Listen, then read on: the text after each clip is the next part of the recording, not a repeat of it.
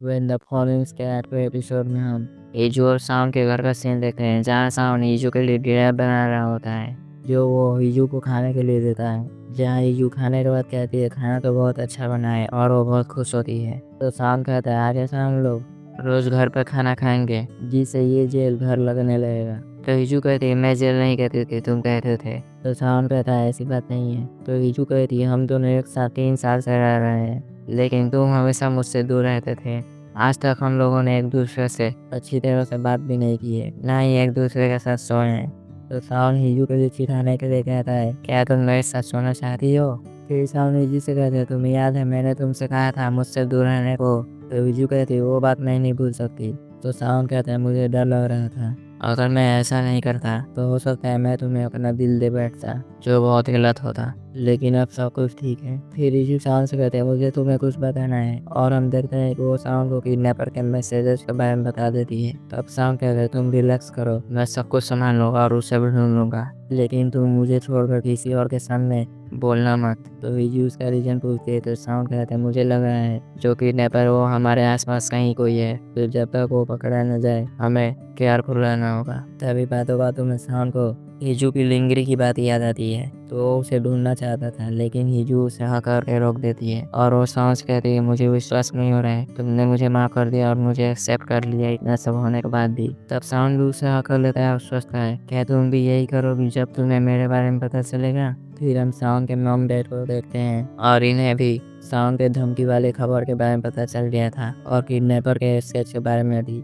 जहाँ स्केच को देखने के बाद साउंड की मॉम की रिएक्शन बिल्कुल बदल जाती है। फिर हम ईजू को देखते हैं जो सोकर उठती है, जहाँ वो देखती है साउंड घर पर नहीं है और उसका पूरा रूम खाली है, और ना ही उसका कॉल लग रहा था, और उसे लगता है कि साउंड ने उसे छोड़ दिया है, जिसकी वजह से वो बहुत रोने लगती है। जहाँ हम देखते हैं कि वो ये सब कुछ सपना देख रही थी और उसकी नींद खुल जाती है, जहाँ वो इस सपने की वजह से बहुत तकलीफ में थी, और वो सीधे साउंड के रूम में आ जाती है जहाँ साउंड सो रहा था। तो वो बिस्तर की दूसरी तरफ बैठकर साउंड को चुपचाप देखने लगती है। फिर वो साउंड के फेस को टच करने लगती है, जिसकी वजह से साउंड की नींद खुल जाती है। तभी जो भागना चाहती थी, लेकिन साउंड उसे अपने बिस्तर पर खींच लेता है, जहाँ वो दोनों एक ही बिस्तर पे एक साथ होते हैं। तभी जो पूछते है क्या तुम्हें काम पे नहीं जाना। तो साउंड कहता है आज मैं छुट्टी ली है, 3 साल बाद मैंने पहली बार छुट्टी ली है, क्योंकि मुझे तुम्हारे साथ रहना है। फिर साउंड ईजू से पूछता है तुम मुझसे कब प्यार करने लगी। तो ईजू कहती है मुझे नहीं पता, हो सकता है उस वक्त जब तुमने मुझे अपनी पत्नी कहा था। तो साउंड कहते हैं मेरे लिए फीलिंग बहुत पहले हुई थी, बहुत पहले, और ईजू को जोरों से कर लेता है। तभी साउंड को मिस्टर पार्क का कॉल आता है, जहाँ वो साउंड को जल्दी से ऑफिस बुलाते हैं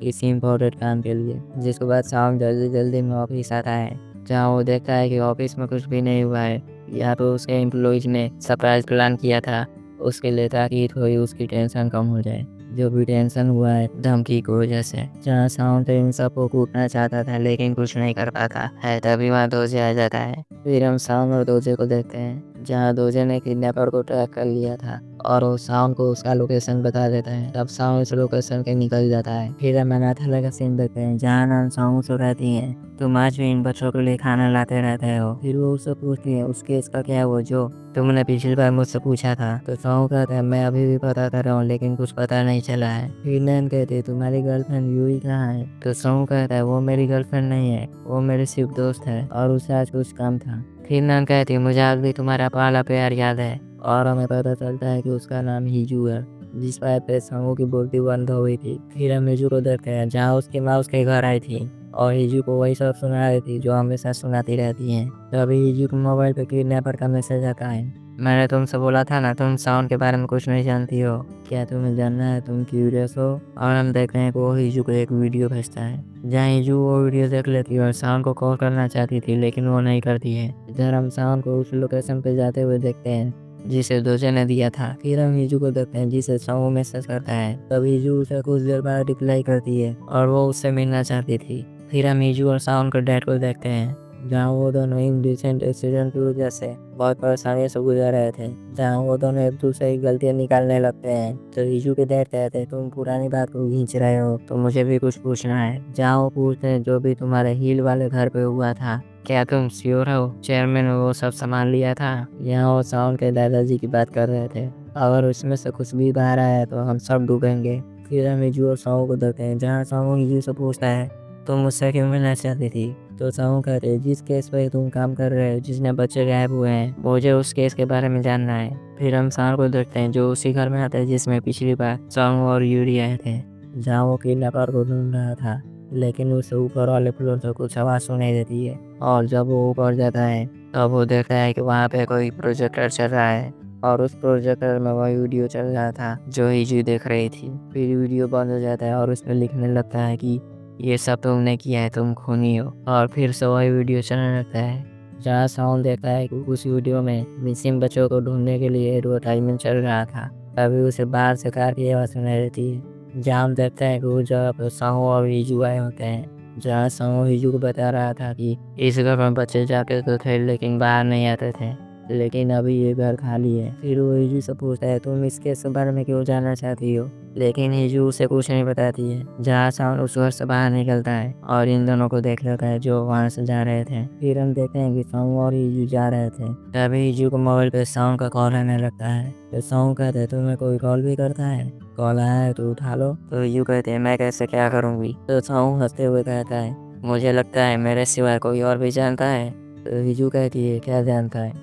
तो साहू कहता है, यही कि तुम बोल सकती हो। जो सुन हीजू को होश उड़ जाते हैं, तभी पीछे से उन्हें कोई कार रोकने की कोशिश करने लगती है, और ये साउंड होता है। फिर साउंड साहू कार को ओवरटेक करते हैं, उन्हें रोकता है। जहाँ हीजू साउंड को देख साहू कार से जाना चाहती थी, लेकिन साहू उसे रोक देता है। फिर साउंड हीजू को उसी कार से निकलने को बोल रहा था, और हीजू ऐसा ही करती है और साउंड के साथ जाने लगती है। जहाँ साउंड उसे रोकने की कोशिश करता है, लेकिन साउंड के सामने उसकी कोई दाल नहीं गलती है। फिर साउंड हीजू को कार में बैठाकर वापस से साउंड के पास आता है और उसे हीजू से दूर रहने कहता है। तो साउंड कहता है, तुम्हारा हीजू से क्या रिश्ता है कि तुम मुझे ऐसा बोल रहे हो? तो साउंड कहता है, तुम मुझे पहले ये बताओ कि तुम गायब होकर बच्चों के बारे में कितना कुछ जानते हो। जहाँ साउंड को शक हो रहा था कि इन दोनों के साथ जो भी कुछ हो रहा है ये सब कुछ साउंड कर रहा है, क्योंकि ये सब तभी स्टार्ट हुआ है जब साउंड इनकी जिंदगी में वापस आए हैं। फिर साउंड हीजू को लेकर वहाँ से निकल जाता हूँ। जहाँ साउंड हीजू से पूछता है, तुम यहाँ क्यों आई थी? तो हीजू उसे भी वो वीडियो दिखा देती है। तो साउंड अपनी कार को साइड में रोकता है। जहाँ हम देखते हैं साउंड उस वीडियो को लेकर बहुत परेशान था, और वो हीजू से कहता है, तुमने इस बारे में मुझसे क्यों नहीं पूछा? क्या तुम्हें डर लग रहा था? तो हीजू कहती है, हाँ मुझे डर लग रहा था। तो साउंड कहता है, तुम क्यों कर रही हो इस कि तुम्हें मेरे बारे में कुछ बताना चाहिए जो ठीक नहीं होगा हमारे लिए? तो हीजू कहती है, हाँ मैं डरती थी कि मैं तुम्हारे बारे में कोई सीक्रेट पता कर लूंगी तो तुम मुझे छोड़कर भाग जाओगे और मैं अकेली रह जाऊंगी, जैसा मैं भागना चाहती थी। ये दोनों बहुत सैड होते हैं, लेकिन साउंड हीजू को कर लेता है। फिर हीजू साउंड से कहते हैं, तुम मुझे सब कुछ बताओ, जो भी तुम्हारा सीक्रेट है मैं सब कुछ संभाल लूंगी। तो साउंड कहता है, अपनी बातें इतनी भी श्योर मत हो कि बाद में पछताना पड़े। फिर वो हीजू कहता है, ये बात याद रखना, अगर किसी दिन मुझे कुछ हो गया और मैं बदल गया, मेरा नाम भी बदल गया और मैंने अपना सब कुछ छोड़ दिया, लेकिन तब भी मैं वही साउंड रहूंगा जिसे तुम चाहती हो, और वो साउंड हमेशा तुम्हारा ही है। फिर हम नेक्स्ट डे इना और उसके डैड को देखते हैं, जहाँ इना अपने डैड से कहती है, जब मैंने आपसे बोला था मैं उससे शादी नहीं करना चाहती हूँ, तब आपने मुझे जाने दिया था और आपने पूछा भी नहीं मैं ऐसा क्यों करना चाहती थी। और वो कहती है, क्या ये सब आपका प्लान था? आपने मुझे वो सब भेजा था? ध्यान देखते हैं कि जो पेपर इना को मिला था वो डीएनए रिजल्ट था, जिसके हिसाब से साउंड अपने फादर बेटा नहीं है। जिसके बाद इना अपने फादर को पूछती है, आप क्यों चाहते थे कि मैं ये शादी ना करूँ और दूर चली जाऊँ? जहाँ इना के डैडी से कुछ नहीं बता रहे थे। फिर इना के डैडी इना से कहते हैं, पुरानी बातों को मत घसीटो, अभी तो मैं ये जानना जरूरी है, जो साउंड को धमकी दे रहे हैं उसे तुम तीनों के बारे में सब कुछ पता है। यहाँ पे वो साउंड हीजू और इना की बात कर रहे होते हैं। फिर हम हीजू को देखते हैं जो ऑफिस आ रही थी, जहाँ उसे देख उसके सारे कलीग बहुत खुश होते हैं। जहाँ हीजू का वेलकम करने के लिए उन्होंने उसके लिए एक गिफ्ट बनाया था, जहाँ उसका गिफ्ट ये होता है कि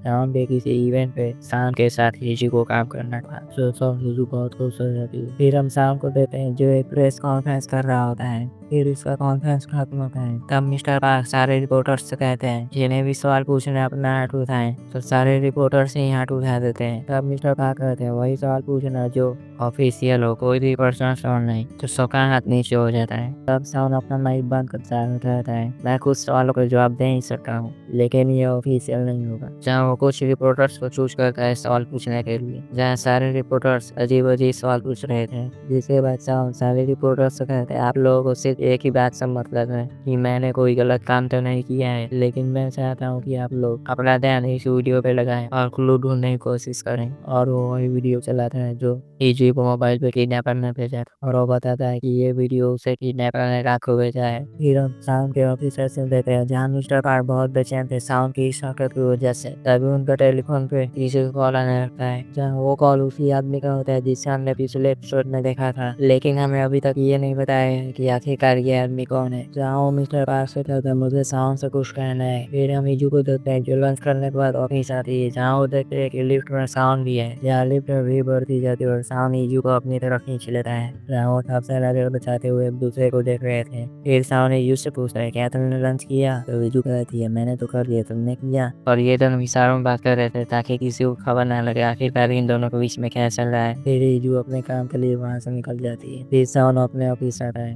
तो मिस्टर पार्क उसे रोकते हैं तो साउंड उन्हें अपने केबिन में बुलाता है जहाँ मिस्टर पार्क दूसरे को चिढ़ाने के लिए साउंड के पूरे केबिन का पर्दा बंद कर देते हैं। फिर वो साउंड को बताते हैं एक कॉल आया था जिसमें इस आदमी ने कहा वो जिंदा है। फिर हम उसी आदमी को देखते हैं जो कहीं जाने की तैयारी कर रहे थे। तभी उनके दरवाजे पर कोई आता है। फिर हम साउंड को देखते हैं जो ड्राइव कर रहा होता है वहाँ जाने के लिए जहाँ वो कुछ सोच रहा होता है और हम उस सीन को भी देखते हैं जहाँ हम देखते हैं कि उस आदमी के साथ साउंड होता है और वो दोनों एक साथ रहते हैं, खाते हैं, पीते हैं और हमें ऐसा लग रहा था कि वो आदमी साउंड का असली पिता है। जहाँ एक दिन वो साउंड को किसी दूसरे आदमी के साथ भेज देते हैं उनकी कार में जहाँ फ्यूचर में साउंड सोच रहा होता है कि उन्होंने कहा वो जिंदा है, क्या वो उसकी बात कर रहे थे। फिर सिम फ्लैशबैक में जाता है जहाँ हम देखते हैं कि साउंड सो रहा था लेकिन उसे किसी की आवाज सुनाई दे रही थी और वो बाहर आता है अपने रूम से जहाँ वो देखता है कि एक आदमी किसी बच्चे को पानी में डुबा रहा था। इधर हम ईजू को देखते हैं जो साउंड को मैसेज करती है तुम घर कब आओगे। तभी उसके दरवाजे पे कोई आता है और वो हिना होती है। इधर साउंड भी उस एड्रेस पर पहुंच गया था। इधर ईजू हिना से पूछती है तुम वापस क्यों आई हो, तो हिना कहते तुम्हें ये पूछना चाहिए मैं आखिरकार भागी क्यों थी। फिर हम साउंड को देखते हैं जो देखता है कि